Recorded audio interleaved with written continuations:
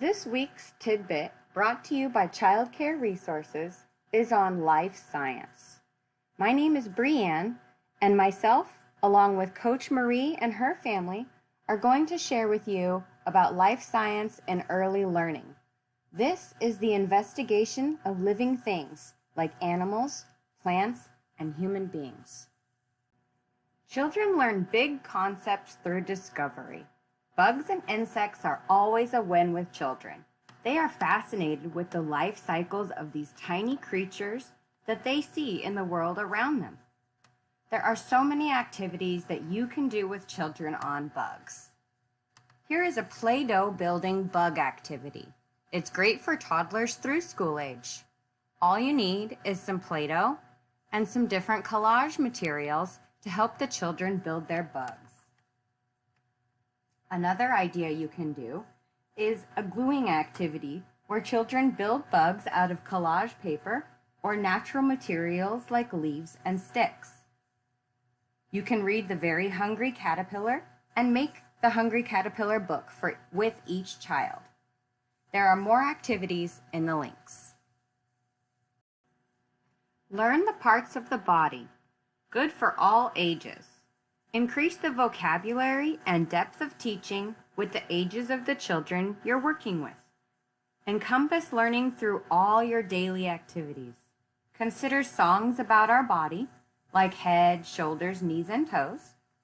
Books, photos, art activities. Talk about our body's needs, like eating, sleeping, and exercise. About babies, growing older, adults, and aging. This promotes awareness of our own human bodies and life science.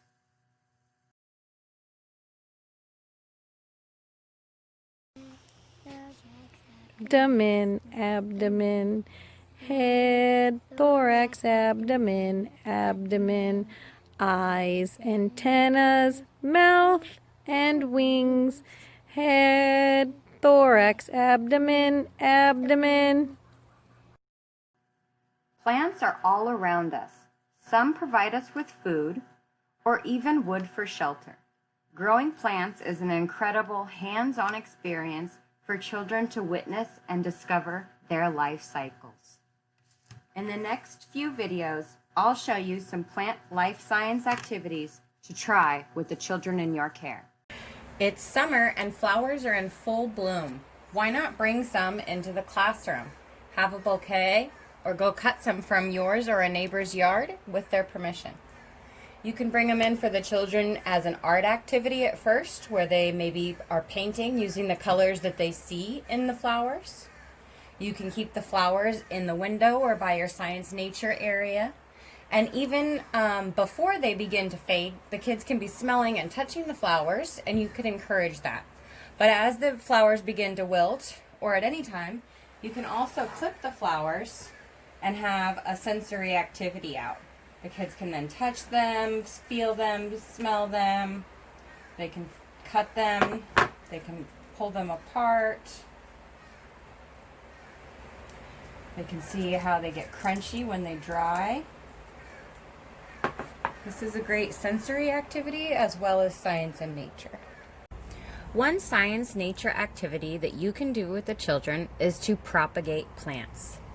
By propagating a plant, this means to make a clipping from it, to root in water, and then grow. So this house plant is called a philodendron, and it makes these nice long tendrils. And if you don't have one, I'm sure someone you know probably does. It's a pretty common plant. So you can take it and cut off a clipping, like so. It'd be fun to do it with the children around, but if not, that's okay. Maybe you can show them a picture of the plant that you took the clipping from. Cut off a few of the leaves at the bottom so that you can stick it into the water. And then have a clear glass or plastic, you can find plastic that's clear too, jar to put the water in so the kids can see the roots growing and so that the sunlight can get in. So here, it's ready to go. You can continue this experiment by having the children do a scientific experiment. They can make their guesses, their hypothesis of how long it's going to take for this to root. And then you guys can continue to monitor and chart how long it takes to see roots growing from it. This isn't the only plant that propagates well. Here's another house plant, and this one I've been propagating for a little while, so you can actually see the roots growing in there already. This one roots really fast, actually. Rosemary is another plant, and basil also root very well in water.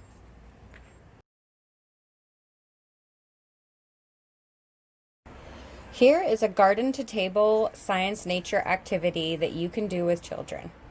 I collected a few different herbs from my garden.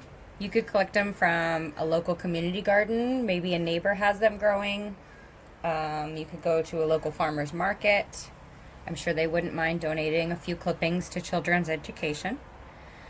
You can talk about the different foods and recipes that might call for these herbs. This one is thyme. We have rosemary, basil, and oregano. A fun thing about herbs is they have a strong aroma, which is their scent. And when they get rubbed, the aroma comes off even stronger.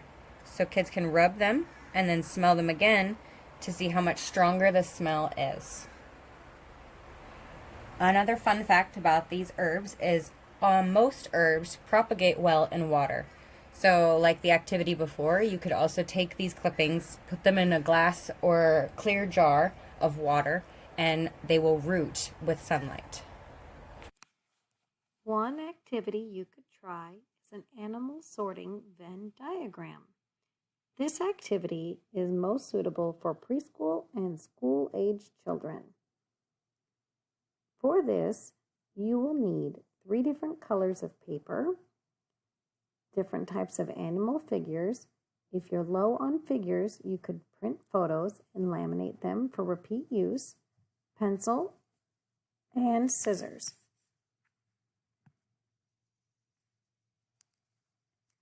Start by tracing circles onto 2 different colors using a large circle shape, something like a lid or a pot from the kitchen. If your children have strong enough scissor skills, you could consider letting them make their own paper diagrams. In our example, we used green paper for the land animals and blue paper for the water or aquatic animals.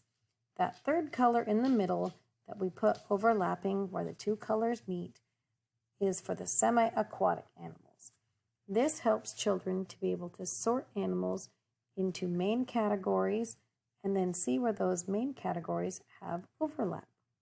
Life Science Music Playlist. Consider how you might incorporate science into other areas, like during music or gross motor play.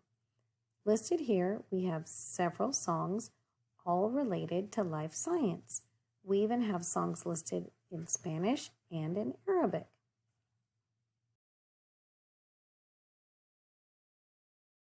Are we ready? Yes.